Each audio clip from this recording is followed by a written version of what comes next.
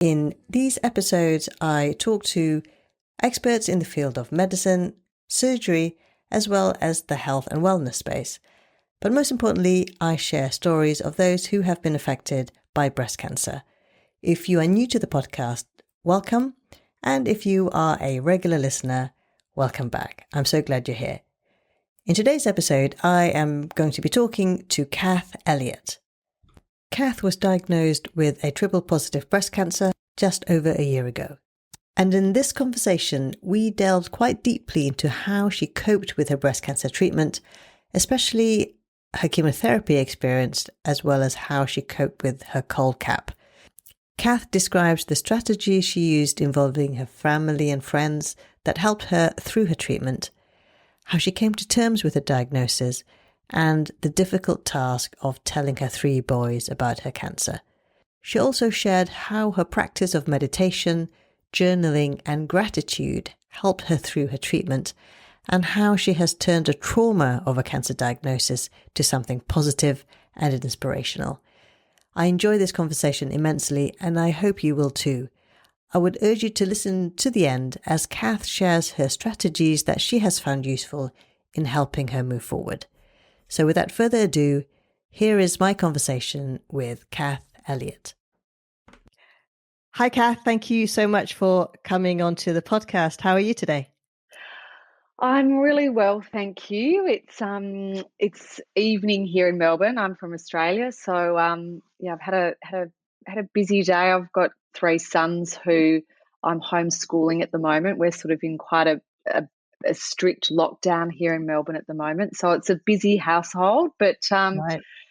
I've had a nice day. It's spring, so we've got a bit of sunshine, and I've been going for some nice walks. So yeah, I'm doing well. Thanks so much for having me. Oh no, it's an absolute pleasure to have you on. Yeah, we were just chatting before we pressed record, and you were telling me that you're in a pretty hard lockdown situation in Melbourne at the moment. Yes, we are. We've been in lockdown, well, look, for probably 9 or 10 weeks now, quite a strict one, and we've still got another 6 or 8 weeks to go. And we have also been in a previous lockdown earlier this year due to COVID. So it's been a really interesting period to be, I guess. I'm finishing off treatment for breast cancer, and yeah, it's been interesting to have started treatment without any layer of COVID, and then I'm finishing treatment with the layer of COVID over the top. So it has been an interesting experience. So this is your second lockdown. It's almost our third, to be honest. Oh, wow. Yeah, we had one earlier in the year in March, and then we were sort of then we went into a sort of a lesser, I guess a lesser lockdown for a couple of weeks, and then went back into a harsher lockdown that then got even harsher. And yes, we've just been told we've got another sort of month of where we're at right now. So we won't see many significant changes until the end of October. So yeah, I think by the time Melbourne comes out of it, we will have been the country that has been in lockdown for longest. And the city that's been in lockdown for longest. The death rate here is pretty small compared to the rest of the world, so it's interesting, and there's a lot of people getting pretty unhappy here at the moment. So we'll see what happens. I bet, because we're recording this in September, and in the UK, the lockdown had eased, but now the new rules have been introduced by the government as of yesterday. So because of the infection rates are going up again, we're kind of at a tipping point, I think. It just has made this year another, following, I was diagnosed with breast cancer in August of last year. And then, yes, a year later, here I am locked down in COVID land. Wow. So, yeah, you've had a pretty interesting year. So tell me, you said that you were diagnosed with breast cancer literally just over a year ago now. How did you discover the lump? Yeah, so I was it was sort of a typical morning for me.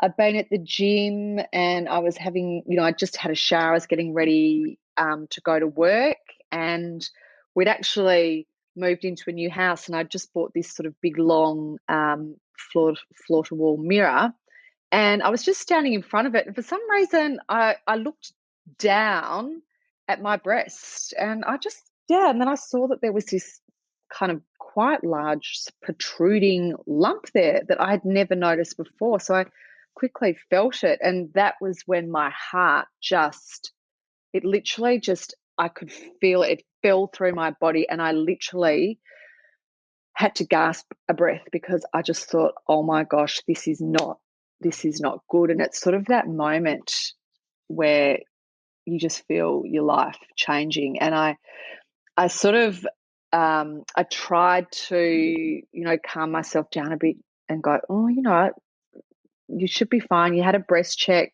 at the GP 12 months ago and everything was fine. And then I yelled down to my husband to come up the stairs, and he came up, and I said, oh, I feel this. And he's like, oh, that's a pretty big lump. And so I went to my GP straight away that morning, and then she referred me to the Melbourne breast unit, and I started a series of tests then that, I had a diagnosis, fairly quickly. Within sort of a day or two, I was able to have, mammogram and biopsy. And so I think I found the lump on a Wednesday, and by the Friday, I'd had a diagnosis of, locally advanced triple positive breast cancer, and the lump was, approximately 6 centimeters, so it was quite Wow. big, quite big indeed. And I mean, I could feel it, and it felt quite hard and quite big as well. Yeah, so my life from that point, changed so instantaneously and so quickly, and and then a week after that, I was starting chemotherapy. So, yeah, it was an absolute whirlwind, I must say. So that from the moment of your diagnosis to starting treatment, that was really fast. That was what, 2 weeks, did you say? No, it was less than a week. Wow. That's Yeah, amazing. so I found the lump on a Wednesday, and I started chemotherapy the following Thursday. So, yeah, I guess I was still in quite a bit of shock. And even before the chemotherapy on Thursday, I'd gone through a numerous scans and tests, and I'd had a port put in my arm on the Tuesday or the Wednesday beforehand, because I was having 16 rounds of chemotherapy, so we decided it was best to go with having a port. Yeah. Yeah, so it really, that week was absolutely crazy. And I look back at it and I go, oh, I just can't believe, you know, not only the physical but the emotional toll of what was Yes. required in that period of time. I know it's not like that for every diagnosis, but for mine, it was so quick. And so, and I guess I was also quite, um, part of me just wanted to get started with treatment as well. Once I knew what was required, I just thought, look, the sooner I start and get into Yeah. it, um, the better. And look, I guess from my perspective as well, the type of breast cancer that I had, it was fairly, the the treatment path and program was it wasn't, I wasn't going to be given many different opinions, I don't think, in terms of what was required. I could have, I mean, the only option I could have had was to have had a double mastectomy, or I mean, what's it called when you just have one breast off? A Unilateral? a unilateral, yep, mastectomy. Yeah. But I was still quite keen to try and conserve my breast if I could. Yes. And the targeted therapy that I had access to for the type of breast cancer that I had, had a pretty high chance of, I guess, really shrinking the tumor, meaning that I could probably have less invasive surgery. So, I started chemo, yes, the first round of AC on, the week after, pretty much, I found the lump. And then I was in the world of chemo and cold caps and all of that. So how long was your chemotherapy treatment? So my chemotherapy treatment was, so I had 16 rounds of chemotherapy. I had 4 rounds of AC chemotherapy, or DC, sometimes they call it. And then I had 12 rounds of sort of Taxol Yes. chemo, which I had that each week. And I had my targeted Herceptin therapy with that as well every 3 weeks. So that was over a period of sort of 5 to 6 months. So I started that in September and I finished in February. Right. And I wore a cold cap during my treatment, which I guess, look, a lot of people don't wear them. I was keen to see whether or not it would work on conserving my hair, and it did a reasonable job, so I continued to wear it. And how But did you cope with that, the cold cap? Because, many people have very different experiences with that. initially, I was, I guess, surprised at. I'd been told some real horror stories about it. So I think, the first time I went in and had it, I was, I guess, pleasantly surprised. It wasn't as painful as I initially thought it was going to be. But Okay. as the time went on, and it was different when I started chemo because I was having chemo every 3 weeks. So I really only needed to mentally prepare to wear the cold cap every 3 weeks. So that was okay. It was once I got into Taxol, when I was wearing it every week, that's when I started to find it really. I just think mentally the load of it all just started to get a lot for me. I had a couple of times in that sort of round of chemo where I just felt the cold cap really mentally. I had a battle with it. I just started to really feel the cold headache, Cold. and Yeah. and I didn't really like to take the tablet either. We were given like a relaxant sort of tablet, but that used Yes. to make me feel really woozy and not Right. great. And if I had people with me at chemo, I could hardly speak to them. So I ended up, I sort of found a happy medium where I took half a tablet, and that sort of took the edge off the cold cap, but meant that I could still converse with my, with the people, with my support crew, which was really great. But I found, look, everyone has their own sort of, it's their own choice in terms of whether they like to have support people at chemo. But Yeah.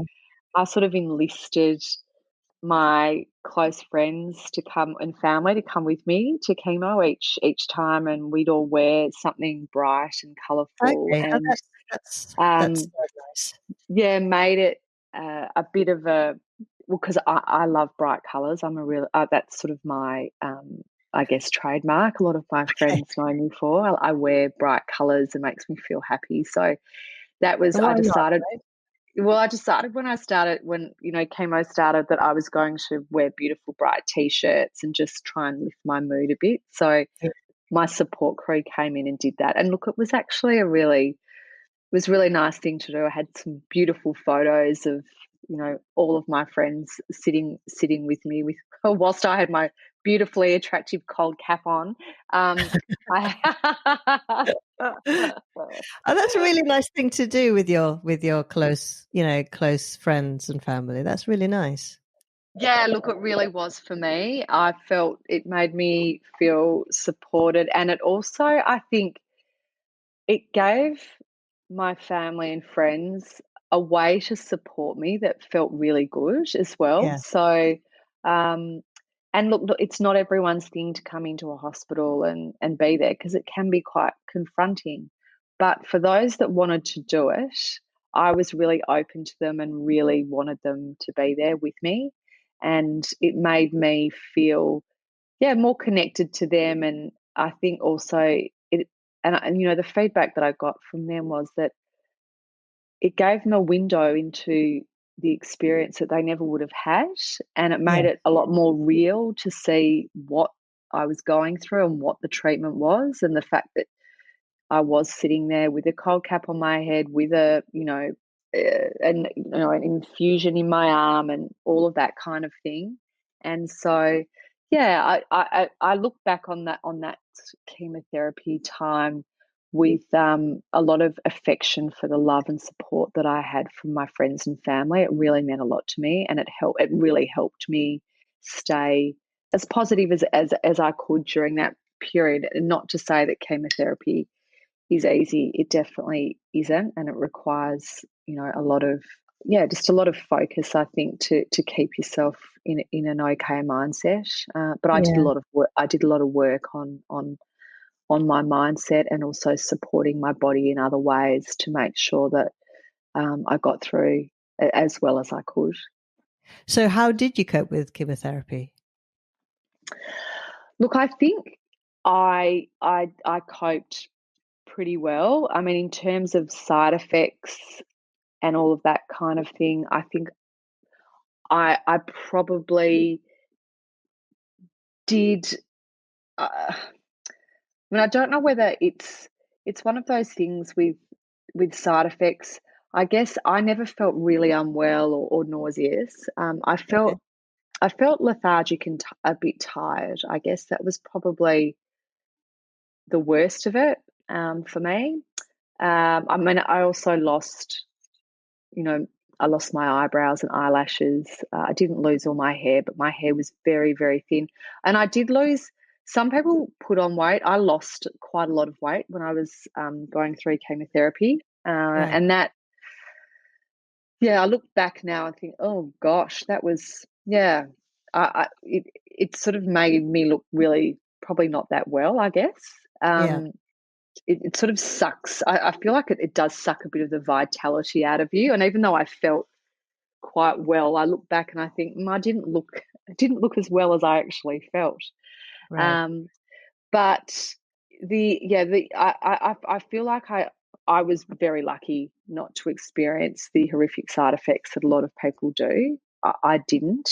Right. Um, but that's not to say I didn't still notice a difference once chemotherapy stopped. I remember thinking a month afterwards, I could feel the life force coming back into my body and my being, I guess, that hadn't been there. And I thought, oh right, this is what it feels like to be without chemo in your body. Yeah. Yeah. Because I guess you had your chemotherapy for so long and your body just gets used to it. And then when you've completed your chemotherapy, then you get your vitality back. Then you kind of realize what you didn't have more so. Yes, exactly. Exactly. That's really true. And I also, I've got a friend who's going through breast cancer at the moment in Melbourne, and her treatment is a little bit similar to mine. And yeah, she's had a different experience with Taxol. She's had some really horrible pain and cramps in her legs, and it's been, awful for her. So it's just a reminder that all of us are completely different in kind of the reactions that we have to certain drugs, and you just don't know what's going to happen for yourself, I think. And that Yeah. was one of the things I was really conscious of when I was diagnosed. Was you hear so many stories from people, and a lot of them are really negative. And I was very conscious to step back from that and remember that this was my experience and my body. And I really, I didn't want to take on board other people's negative experiences too much. I just wanted to see what was present for me and just be present with that as much as I could. And Yes. my oncologist was also very strong in, me keeping up. Like, I'm quite a healthy, fit person, so I kept up kept up my exercise during chemotherapy as well. And I made, I guess I made myself, even if I was a little bit tired, I'd do quite a lot of high cardio, half an hour, on the day I had chemo, and then the day afterwards. And I found that Oh, wow. that really energized me and kept me in a really good place. And I noticed that if I didn't do it, I felt a lot worse. I think you're absolutely right. People's experiences with chemotherapy can be so different. One of my patients used to go to Zumba, whilst she had chemotherapy, like you doing, cardio, and she needed to do that, and it made her feel much better, having done it. Whereas there are people who just can't get out because they're absolutely affected by the treatment. So it is very, the experiences of people are very, very different. They really are. And I think that's the thing you've got to keep coming back to, that this is your experience. And any way that you can try and make it more positive, or find somewhere within the experience that gives you just something that will make you feel a bit better. That for me it's really important to find moments in that treatment experience that can still give you some joy in life. And I was really, really Yeah. focused on finding those, that it wasn't just about getting through treatment to the other side for me. It was about being present in the experience of treatment, and then also Yes. being present that there was still some really incredible moments during a very challenging time. And so, I kept a journal and wrote a lot during that time, because I felt like there was a lot coming up for me during that time, emotionally, as well as what was going on physically. And it was really interesting. I mean, at the time, I just turned 47, and after I was diagnosed, it was just this. And look, I don't know if it happens for everyone, but I guess for the first time, my I questioned my own mortality, and the fact that I never expected to be dealing with cancer at the age of 47, and we don't exactly know where that's going to take us. And so Yeah. it sort of set me on this, I guess, this internal kind of journey of looking back into my life, old school diaries, old relationships, old newspaper clippings, letters that I'd kept. So I just sort of started to go through all of this stuff in my life and wanting to make, I guess, meaning out of it. Did I mean something to this person, or that person, and what was my life about? What did I achieved, or what did I want to achieve, or what did I want my life to mean? And so all these questions started coming up for me. And Right. yeah, it was a really interesting period. Your diagnosis and your treatment, literally within a week happened. And I'm just curious to find out how you processed all of that, because, first of all, you probably hadn't really kind of digested the diagnosis internally. And then before you knew it, you were already embarking on chemotherapy treatment, which, in itself is a huge treatment. How did you cope with all of that? And you went on an emotional discovery, if you like. Do you Mm, think that helped you? And did the diagnosis trigger that journey for you, that emotional mm. introspection for you? Yeah, look, I think it's really interesting. I don't even know whether I have actually processed mm, anything hugely now. Even, I mean, it's hard to know, because I stepped into treatment so quickly. It it's almost like you just start doing, and you're stepping forward into your treatment. But I did feel I was doing quite a lot of work on the emotional side of it as well. And I did do, I had some counselling and some energy healing, and I saw a kinesiologist, and I did quite a lot of meditation and visualization and all those sorts of things that were really, really helped me. But look, I think with processing, what I would say is, it is about, it's traumatic. It's a trauma that happens, and it happens really quickly. Those first 2 weeks was so crazy, between diagnosis and starting treatment, that no, I definitely didn't have time to process a lot. But I think in the next 2 weeks, I got to a place which I think was really useful for me, was that I stopped looking at reasons for, why did this happen to me, and how could this happen to me, and what did I do? None of that. I actually parked all of that, and I got into a real place of acceptance that this was what was, and Right. this was what was real for me, was that I had been diagnosed with breast cancer, and that I then felt that I could focus on my health and being healthy, and looking at treatment as a way, as a component of that. And that I then also really wanted to look at my health more broadly, in terms of how can I address and support my body during treatment with, with diet and exercise and complementary therapies, such as, energy healing, looking at, visualizing things for me. And look, I even looked at it to a point where I became, I guess, I had this, conversation, internal dialogue with my cancer, and it was just a really, I didn't feel like I was fighting something. I felt like this was something in my body that had happened, and that Right. it wasn't something to be frightened of, really. It was something to just accept and then deal with, as I went through treatment and went through the healing process. And that for me felt good.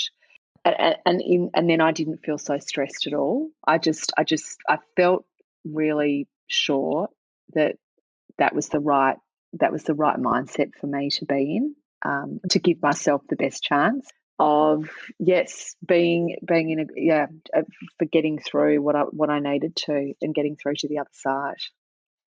Your accepting your diagnosis happened pretty early on after your breast cancer diagnosis. It did. Yeah, it did. But and again, I sort of had a dream one night, and it was very strange, because I'm not religious, but I guess I'm quite spiritual in some ways. And yeah, I sort of had a dream that death came to me, and it was very weird and strange, and it was a woman, and we had this conversation, and it wasn't fearful, and I sort of woke up and I thought, oh well, like, life is just so full of things that happen and experiences, and this is one that I now am going to deal with, and I don't feel frightened. I just feel actually very present, and very, actually, I did feel very grateful for my life at that point. I thought, I've got so much, and I'm Right. very lucky in a lot of ways. And And you felt that um, through your treatment. yeah, I did. Yeah, I did. That's And amazing. yeah. And look, I know a lot of people don't, and I don't. It's not. It's just how I felt. Yeah. And but I think that came through a lot of, meditation and journaling, and being really conscious in my own mindset as well. And have you always Um, journaled and meditated? Not always, but I had been, it had been a practice of mine for quite some time prior to being Right. diagnosed. So I had been doing that kind of work for probably 5 to 7 years prior to being diagnosed with breast cancer. Yeah. So I think that it really helped support me to Right. have those tools to use. And the other thing that I was also really emotionally, I guess, very open and available with my experience. So I shared it a lot with my friends and family, and I also told them that I wanted them to be positive as well. I wanted them to, and not positive as in, oh, you're going to be fine or whatever, just to be, let's just make sure that the messaging is that I have breast cancer and I'm doing this treatment and I'm feeling positive about what I'm doing to get through, rather than let's hear all the really negative stories and surround you in that, and oh no, it's the C word and cancer's this. Because really, when I was sort of starting to communicate my diagnosis, it was really confronting, because as soon as people hear the word cancer, they think you're going to die. Right. Um, and that in itself is really difficult to manage when you're managing your own diagnosis. So I I sent people I sent people a text message beforehand to say, this is what's happening. I need you to process and digest the information, and I'm really happy to talk about it, but I don't want to have all this awful kind of negative discussion that I have to Right. manage. So Right. So that did felt good. you communicated it via text to your friends and work colleagues? How did you communicate it? Uh, Um, so so generally. obviously my husband was with me, so he was with me when I was going through all that. So obviously he was, yeah, that was in person. And my Yeah. children, I've got 3 sons, and that was in person. And Yeah. my parents as well, I told in person. But my closest sort of girlfriends and then yeah, and then some of my brothers, I actually put together a specific message that I sent them Right. prior to having a conversation with them, so that Right. it could land with them first and they could process it before, Sure. yeah, making that phone call and then having the person on the other end crying, or you know all of the shock and all of that kind of thing. I didn't want to have to deal with that. Yes. So I made the decision that I wouldn't, and that I would get on the front foot and do it that way. And I think it actually really worked, because I Right. also gave them my feeling about the diagnosis and what I was hoping to do and how I was going to approach it as well, Yeah. and that I was positive, and I played it down as well. I look back and I think I played it down. We've got it early, and look, it was early, but it was probably more. I didn't want it to be, I didn't want people to know how big the lump was, or all of those Yeah. things. I just wanted it to be a bit more low key. So, and I think that for me really worked, and made me feel like I had control of the messaging, which was Mm. important. And how did your sons take it? Yeah, so my sons at the time were uh, 14, 13, and 10. Yeah, Mm. and look, that was, it was really difficult. That was one of the hardest things to tell my sons, because, yeah, that you're telling them something that's going to cause them pain and worry. And as a parent, you don't want to do that. And I couldn't guarantee things for them either. And so I did find that difficult, but my sons all handled it differently as well. My 14-year-old was really anxious and worried and upset about it, and um, he had some counselling and saw someone at school regularly to talk about it, which was really good. Right. And yeah, my middle son, the 13-year-old, he had a friend whose mum had been through cancer a few years ago, and so for him, he felt comforted by that because she got through her treatment and was doing really well, and so he was okay. And Hugo, my 10-year-old, was very, very funny because he was like, "Oh, Mum, you're so healthy. Are you Oh, sure? Are you sure that you've got oh, cancer?" And I was like, "Oh, I do." And he's like, "Oh, Mum, you know what? You're going to be fine because you're like the oh, healthiest. You're the healthiest person I know." So he wasn't. He was like, he was sort of very. It was sort of that innocence as well, in him, and so yeah. But look, it was. I found it difficult telling the people that I love. That was the hardest, one of the hardest parts of diagnosis was doing that. yes. I think, telling anybody, but telling your children is probably the hardest thing you have to do. Yeah, absolutely. But you know what? The best thing is when you can tell them when the cancer's actually not there anymore. And That's that for true. me was like an amazing day when I was able to do that. So then after your chemotherapy, you had surgery. Yeah, so I had chemotherapy, and then I had a month break before I had a lumpectomy. And so, in my instance, what had happened was I had a scan after I'd finished chemotherapy, and the scan basically it came up that I'd had a complete sort of radiological response, which meant that Oh, they wow. That's could, amazing. there was no cancer there anymore that could be seen through the scan. Brilliant. So that was, yeah, that was a really amazing day. That for me, if I look back emotionally, that felt like a really incredible moment when my doctor told me that news, that it actually hadn't, I didn't have cancer through the scan anymore, which wasn't to say that I hadn't had a complete pathological response. We then would find that out when I had surgery. Yeah. But what it did mean was that I was able to have a sort of an advanced lumpectomy, I guess. Yeah.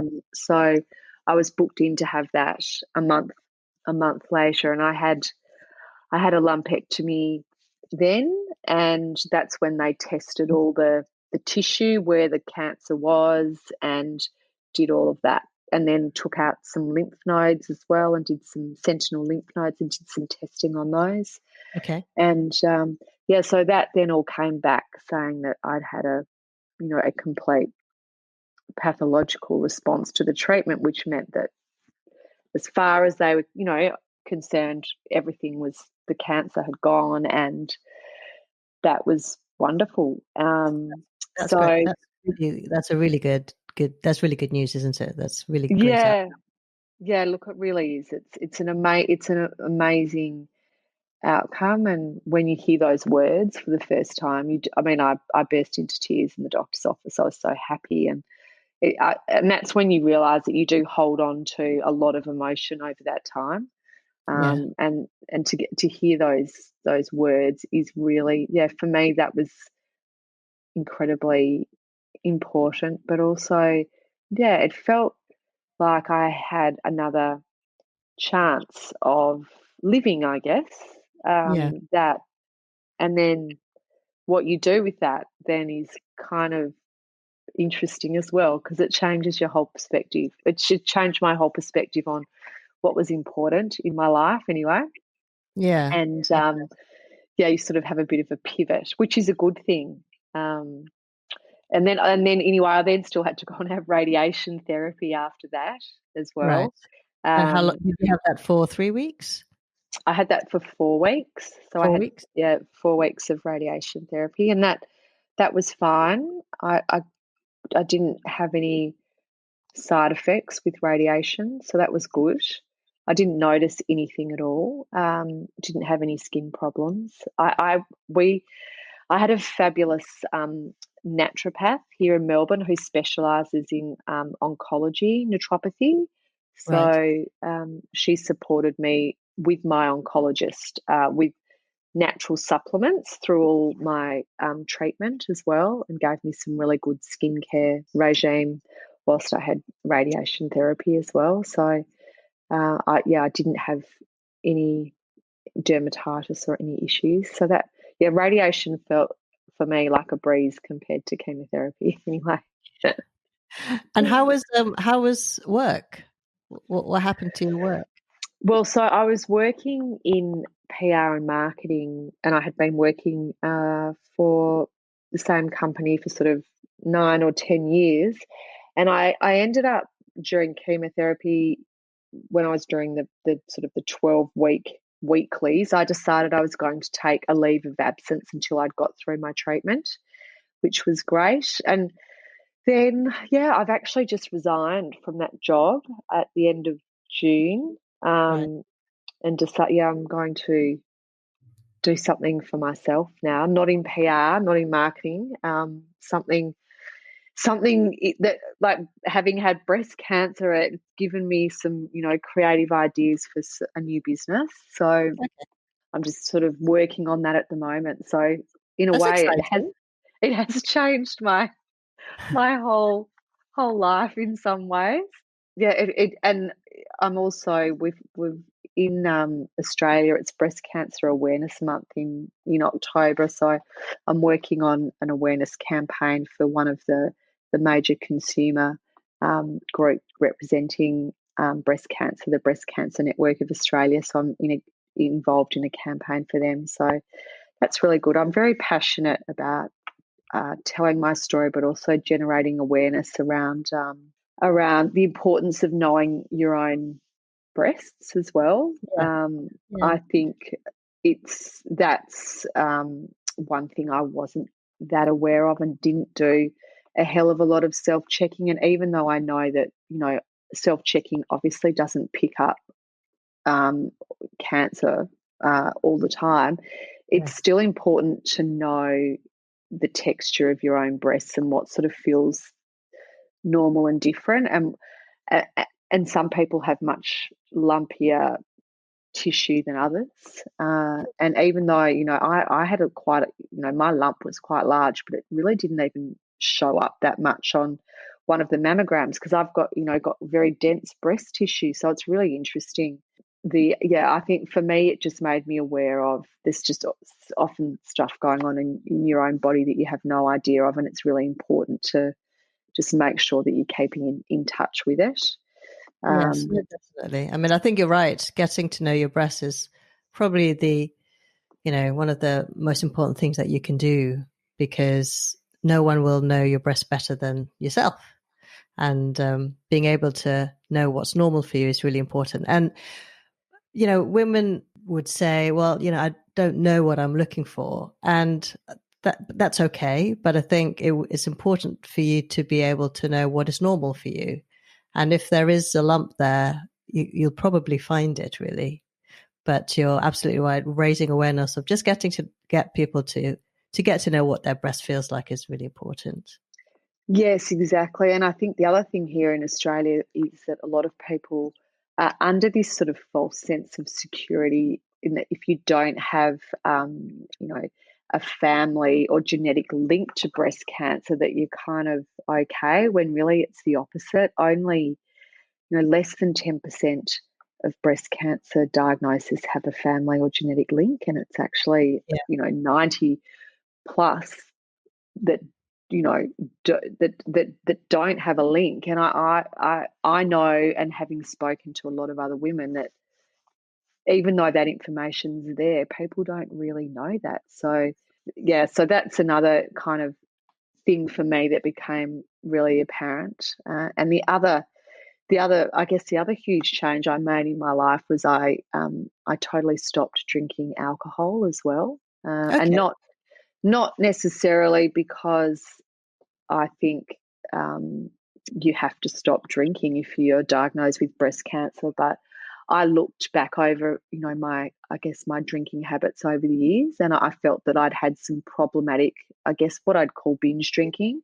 Right. And I believe that for, moving forward for my health, that it was better, having now had a diagnosis of breast cancer as well, that it would be better to take it just completely off the table And Right. so I decided to do that. So yeah, in fact, I gave up drinking before I was diagnosed with breast cancer. So I gave up a couple of months beforehand, but then it just sort of coincided, and then I was diagnosed, and I thought, oh, okay, yeah, this is all making sense now. Yeah, and I haven't looked back. So, and that's another that there are links with alcohol usage and breast cancer as well. So Yeah. that's another thing I guess it's important to raise awareness around all these issues so that people know that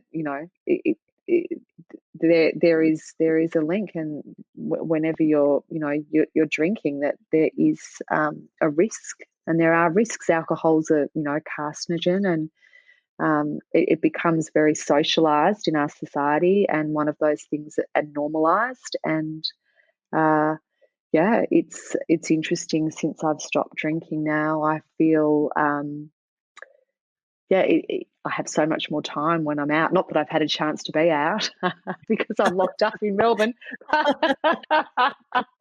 It's a good time not to be. A Well, good time, yeah. yeah. Well, in fact, it's funny because a lot of people are drinking a lot more here because there's nothing else to do. But You know what? for That's me, true. That's true here as well, I think. I think alcohol consumption has actually gone up because people are drinking more at home. So, uh, yeah, I remember the first things that happened here when we went into lockdown, and you go to the supermarkets and literally, the alcohol shelves would be empty. Bottles would not be on the shelves because people are buying them instead of going to the pubs because we can't go to the pubs. So I think like in Australia, probably the same is happening here as well. yes, no, definitely, it has been happening here, and there's a lot of ads around, drinking too much, and Oh, really? yeah, I mean, I think probably because you can't go to pubs and buy alcohol, the actual level of consumption looks to have gone down, but people are actually buying a lot more and drinking at home. So That's right. it's a different type of drinking, I Yeah. think.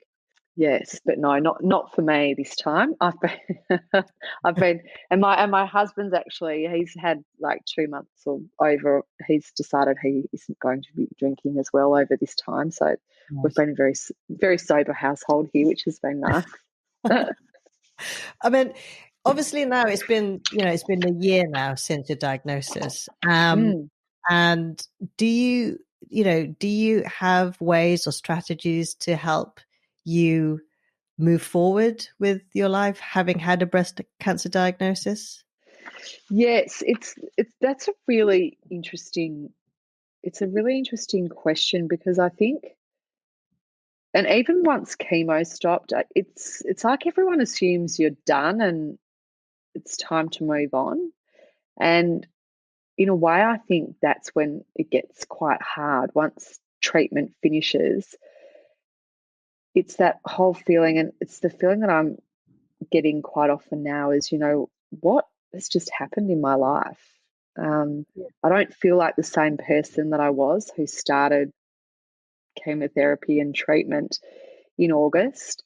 And but then you feel like people around you, there have been sort of changes in relationships and friendships, and certain things become, so there's this whole, you're adjusting to a whole new normal, Yes. and people do want you to forget about it, but then you're kind of, in my mind, I'm like, well, I don't want to forget about it because it has been traumatic, but it's also an experience that happened, and I'm still processing it and integrating it into who I am. And it's almost like it becomes part of your DNA, and that's who you are now, and it alters who you are.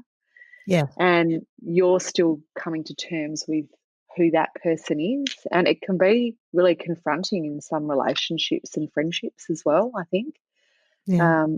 I found it brought me much closer to some people, but then some people just fell away, and people I thought who were really important in my life just couldn't be there for me for whatever reason. And now I'm like, well, it feels almost like there's a gap too hard to get back to once you've been through an experience like this. Yeah. Uh, but for me, I think the greatest gifts that the experience at the moment has given me is a much greater presence in each day and in myself. So I actually every day feels super rich to me in a way that it never did before. And that's because I consciously am so happy to be alive. And I really feel that each day now. I never ever, I guess you don't really appreciate sometimes the life that you have and what living is, and Yeah. and how lucky you are to have that. And so Yeah. I really do feel that right now, right in this moment. And even the bad days, even being in lockdown here in Melbourne, I still feel this immense sense of gratitude. And I guess the other thing is that there's just been so much joy I find in very small, ordinary moments that I never would have seen before.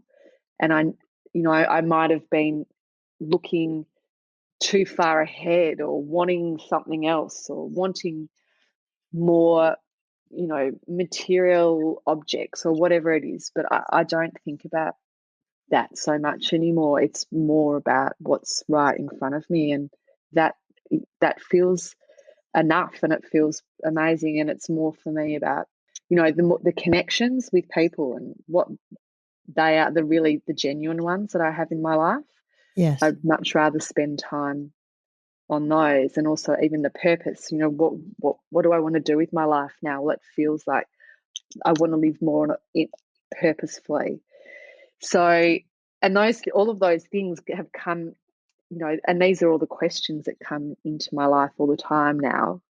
Having had breast cancer, it just that's the way it's landing for me. So, it's I feel very, I guess, I wouldn't wish a diagnosis and I wouldn't wish cancer on anyone. But now that I have had it, I wouldn't change what's happened, because it has given me a perspective and a depth in the relationships that I now have in my life that have enriched it to a place that I never could have expected. And also I've got to experience so much more love, that I did not really not realize that was there, but people showed me so much love over that time. And I guess I really feel that now, and I make Yeah. sure that I tap into that, and Yeah. also that I focus on that in my own heart as well. And the relationship with myself became really important, because you go into some dark places with a cancer diagnosis, and you really have to look into your soul and look into yourself. And I think, as confronting as that was, I also came up for air and thought, you know what, you're actually a pretty great person, and you've got a lot. You've got a lot to live for, and you can make a difference in this world moving forward. And so, I think for me, as I'm processing it all, it is starting to, that's how it's starting to land for me. But Right. then, some, but then, some days, in the lead up to the year since I found the lump, I had a few really bad sort of emotional days where I was just like, oh my God, I felt really, down, I guess, Yeah. just thinking about what had happened, and that this time last year I had no idea that I was going to have cancer, and that I was none the wiser. And I look back at photos on my phone and go, oh, that was on the 20th of August. That was 2 days, and I didn't even know. And I look at Well, that person and go, oh my gosh, who is she? gosh. And it's only 12 months ago. Yeah, 12 months ago, yes. So many things have changed, and what you've told me, I think it comes across that your diagnosis has actually impacted you in so many ways, and I guess you can say in quite a few positive ways. Would that be fair to say? Yeah, completely fair to say. I It, strongly it believe that it has impacted my life in more positive ways than negative ways. Uh, but that's my yeah, experience. I know that that's not everyone's experience, but that's how I feel today at the moment. Yes, it really has made me appreciate a lot that I have and a lot that I can do. And yeah, as I said, it's just this whole there's all this talk about gratitude and presence, but until I'd done a lot of work in that area, but until this experience of cancer actually made me really understand what that yes, is. And yeah, I wake up every day and feel a, it's sort of a different grounding in a day. And I also focus so much on being happy with today, just what is today. Today is just a beautiful day. I'm alive, and it's great to be here. And that I never did that before. And right, even things like having a shower and washing my hair.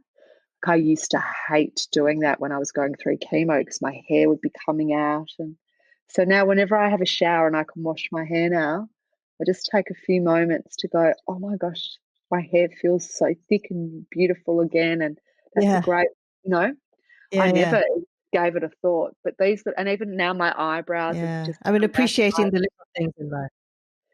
Totally. And you really can. There are so many little things. And we just got a puppy before I was diagnosed, a dog, and he was like the best company for me during my treatment as well, because he kept me in the moment all the time, walking and so happy and joyful. And for me, he and I spent heaps of time together because I'd walk him a lot after I'd had chemo as well, just to get a little bit of fresh air.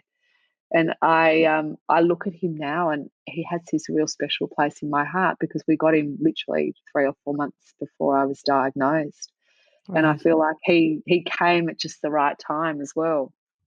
I've had to put actually a little thing across the door whilst I'm doing this interview because he'd try and get in to see what I was up to. What breed is he, and what's his name? He's an English Cocker Spaniel actually, Oh, and cute. his name is Ralph. And yeah, he's a golden English Cocker Spaniel. He's beautiful. Oh, he sounds really cute.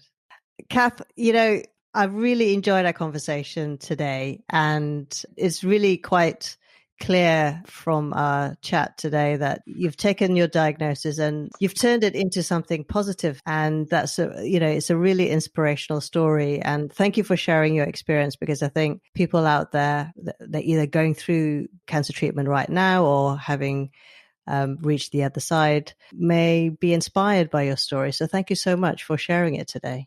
If people want to find you, where should they go?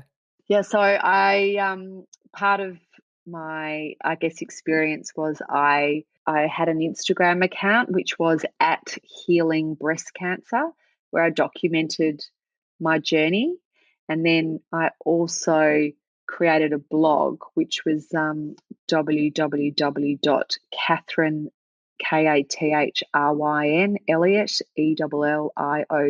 ELLIOTT.net, which also my Instagram and blog are sort of fairly similar in terms of the content. Great. Well, I will definitely leave those links in the show notes. So make sure that people can connect with you.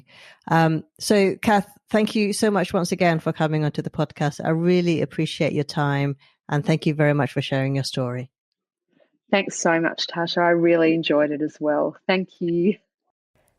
What a fantastic conversation. Thank you so much to Kath once again. And do connect with Kath on Instagram. You can find her at Healing Breast Cancer. And her website, once again, is www.kathrynelliott.net. So that's KathrynElliott.net. And if you'd like to head over to the show notes, where I will also put up these links, it's at www.mybreastmyhealth.com/episode 22. So thank you so much once again for listening. If you haven't done so already, do hit that subscribe button And also, if you have a few minutes to spare, I'd be grateful if you could leave a rating and review.